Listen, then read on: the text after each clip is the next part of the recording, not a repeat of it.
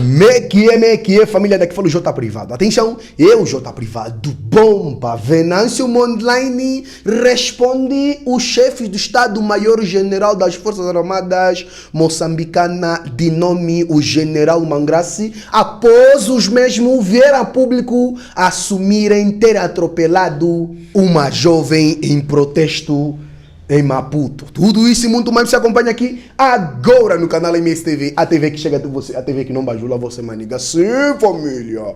Venâncio Mondlane, o tropa, o líder. Tamo junto! Já se inscreva no canal, partilha o vídeo, comenta, deixa aquele like maroto, deixa dislike se não curte, comente bastante, que vai ser essencial. Siga meu Instagram, meu TikTok, criem vossas opiniões, que isso nos ajuda bastante, porque só assim verdadeiramente conseguiremos derrubar todos esses ladrões. E o Ere é basicamente isso, criem vossas opiniões, que isso nos ajuda muito também, mano. Nos ajuda mesmo muito. Divulga só aqui essa marca, faça como a Rosas Business Corporation, então desde já vamos aqui para a notícia. Sim, família, como eu disse lá no começo do nosso vídeo, é isto mesmo. Venâncio Mondlane, tá entendendo? O presidente eleito pelos moçambicanos responde o chefe do Estado-Maior das Forças Armadas angolanas, de nome o General Mangrassi, após este ter assumido que sim, atropelamos uma jovem em Maputo que protestava pacificamente. Ouviram bem? Olha aqui, família. Como vocês sabem, as Forças Armadas de Defesa de Moçambique assumiram terem atropelado uma jovem na capital moçambicana, esclarecendo que o veículo encontrava-se numa missão de proteção de objetos econômicos contra manifestantes e que a vítima foi socorrida. Sim, esta viatura encontrava-se em missão de proteção de objetos econômicos essenciais, limpeza e desbloqueio de vias de circulação no âmbito das manifestações pós-eleitorais e fazia parte de uma coluna militar devidamente sinalizada. Lê-se num comunicado de imprensa do Ministério da Defesa de Moçambique, a que a Lusa teve acesso. No documento refere-se ainda que a vítima foi prontamente socorrida no Hospital Central de Maputo, garantindo que já se encontra a receber tratamento hospitalar adequado.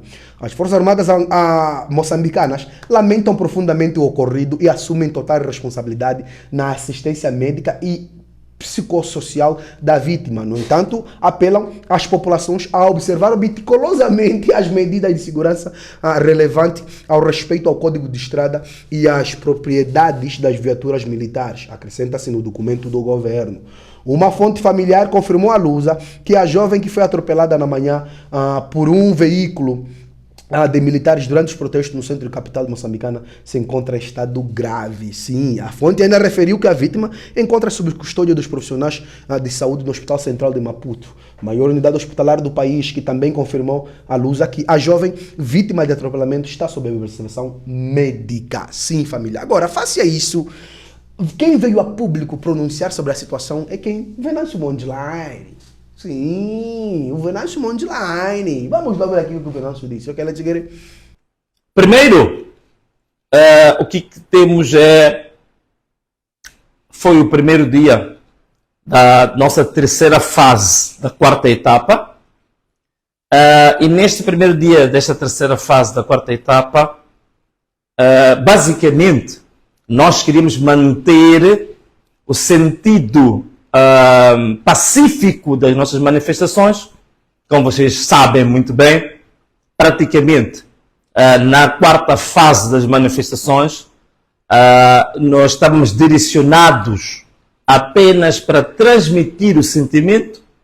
Não havia necessidade, sempre dissemos que não íamos fazer grandes marchas.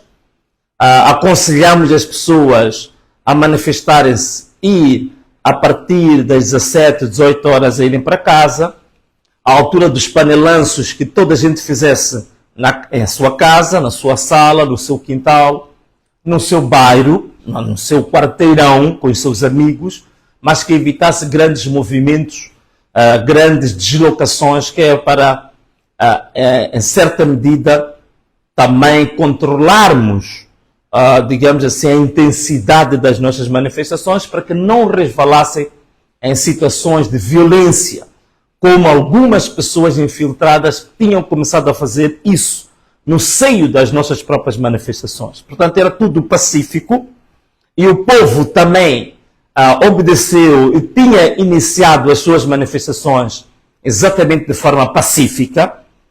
Vocês viram fotografias bonitas de pessoas que sentavam no meio da estrada a tomar uma sopa, a tomar um chá, a tirar fotografias, a dançar. Portanto, tudo à volta de quê? Da celebração da vida, tudo à volta de quê? Da alegria, tudo à volta do convívio, tudo à volta do amor, tudo à volta da solidariedade e da irmandade. Portanto, basicamente, a manifestação era para fazer isso. E ninguém estava impedido de trabalhar, ninguém estava impedido de circular, apenas as pessoas com as suas viaturas iam usar a estrada como parque de estacionamento. Portanto, colocavam as suas viaturas na estrada, desligavam os carros e iam até trabalhar. Depois, às 15h30, entoavam o hino nacional e das 15h45 até às 16 horas entoariam o hino da África. E nós explicamos aqui por que razão é que estamos a falar do hino da África. Que não vale a pena aqui repetir. Portanto, basicamente, a manifestação estava inserida no quadro pacífico que nós já vínhamos fazendo nesta quarta etapa das manifestações. Portanto, não havia nada de violência, não havia nada de impedimento, nada de colocar em causa a ordem pública. Tanto mais que na Avenida Eduardo Mondlane, na cidade de Maputo, as pessoas estavam lá pura e simplesmente estavam a conversar, estavam a dançar, estavam ali convivendo pacificamente, nem sequer haviam pneus a arder, não haviam barricadas, não havia nada disso. Mas um carro militar, que não é um carro habitual, passou por cima, literalmente, de um chopela e atingiu com muita gravidade a uma moça, uma irmã nossa, que estava ali pacificamente. Ouvimos agora, lemos o comunicado do quartel, das Forças Armadas, ouvimos do Estado-Maior-General, lemos o artigo, a dizer que foi um caso acidental. Foi um acidente. Bom, numa altura em que a rua, praticamente, Eduardo Mondlane não tinha praticamente nenhum movimento, digamos assim, que estava às moscas, e se alguém que está destinado a usar equipamento militar, sem obstáculos, sem nada que coloque em causa a visibilidade, vai fazer um acidente daquela maneira, então há um despreparo total das Forças Armadas para fazer face a situações de muito mais complexidade, como num teatro de guerra. Se para pessoas civis desarmadas, numa situação de uma manifestação pacífica, acidentalmente conduz-se um carro militar de assalto daquela maneira, então imagina um teatro de guerra. Imagine num teatro de guerra. Se não tem mínima preparação para num asfalto, sem obstáculos, pessoal desarmado, acidentalmente faz o que fez, então como é que se comportaria este militar num teatro de guerra, sob fogo cruzado? Daí não estamos mesmo preparados. Despreparo total e completo das nossas forças de defesa e segurança. Sobretudo o despreparo total e completo dos oficiais das forças de defesa e segurança. E vejam só uma coisa. Logo a seguir a isto é quando a população se rebela e a população começa, de fato, a colocar pneus pela revolta devido à brutalidade, à força desproporcional e despropositada que foi usada para aqueles jovens que estavam na Eduardo Mondlane.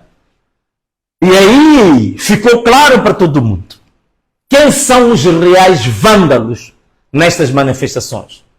Quais são os verdadeiros vândalos? Quem é que está a praticar o verdadeiro vandalismo e terrorismo do Estado? Vandalismo e terrorismo do Estado. Então agora ficou claro quem é que está a praticar esse vandalismo. Quem é que está a praticar esse terrorismo contra o povo, contra pessoas desarmadas? Ainda tivemos mais informação, há vídeos que foram partilhados aí. Vemos polícias da UIR a pegar granadas de gás lacrimogéneo e a lançar para as casas. Quer dizer, pessoas estão nas suas casas, tranquilamente, Algumas delas até nem se identificam com as manifestações, portanto preferiram ficar na sua casa e são acometidas, são sujeitas a apanhar granadas de gás lacrimogéneo no seu próprio quintal. É essa polícia que agora ficou claro para todo mundo quem realmente está a praticar o vandalismo, quem é que está realmente a praticar terrorismo do Estado contra cidadãos indefesos, desarmados, civis e pacíficos. Está mais do que claro. Portanto, graças à tecnologia hoje, graças à tecnologia que nós temos hoje, que nota-se claramente que é muito fácil retirar a máscara de quem quer se esconder por detrás de mentiras e de falsos argumentos, falsas narrativas. Portanto, está claro que os oficiais das Forças de Defesa e Segurança é que são os verdadeiros vândalos, são os verdadeiros terroristas e são os inimigos do povo.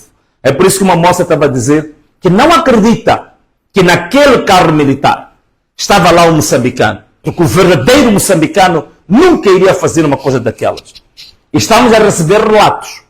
Em Nampula, por exemplo, recebemos relatos, uma grande reportagem feita pelo nosso amigo, o Xissale, que dizia claramente que a população, quando se paralisou o trem, foram lá militares que não falavam nenhuma língua nacional e não falavam português sequer.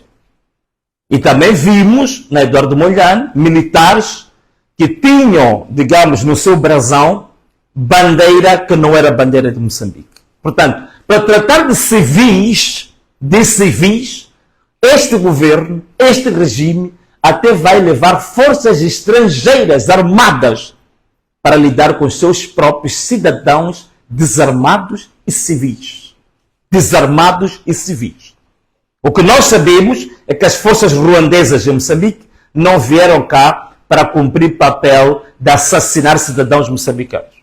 Vieram para ajudar Moçambique em debelar o problema do terrorismo em Cabo Delgado. Mas então, o nosso próprio governo, hoje, está a demonstrar claramente que a principal intenção é exatamente manter-se no poder a qualquer custo, mesmo que isso seja necessário fazer um genocídio do seu próprio povo. Está isto muito bem claro.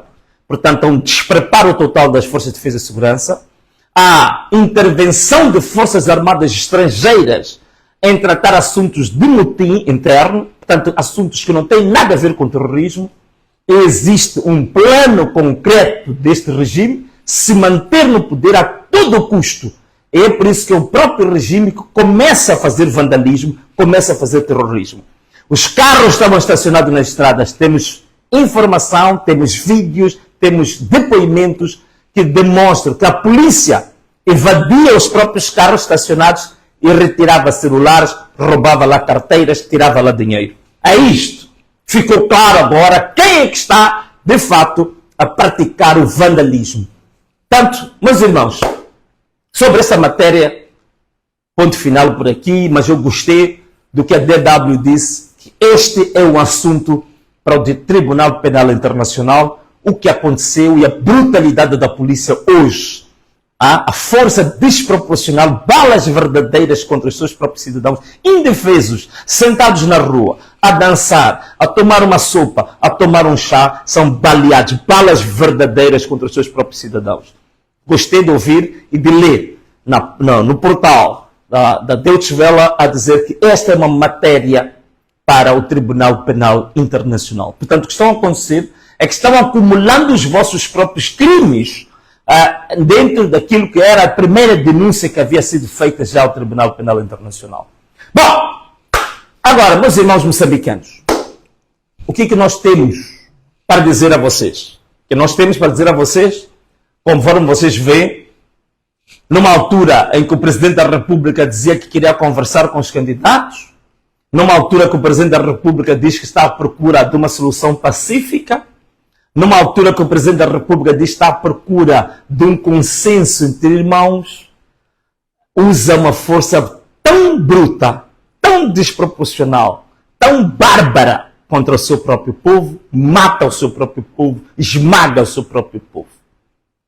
E coisa curiosa, na cidade de Maputo, vimos o porta-voz da própria polícia, dentro de um blindado, que este blindado tinha como missão ir pisar, atropelar e matar os próprios moçambicanos. Porta-voz da Polícia da República de Moçambique, dentro de um blindado, a instruir os militares para matar.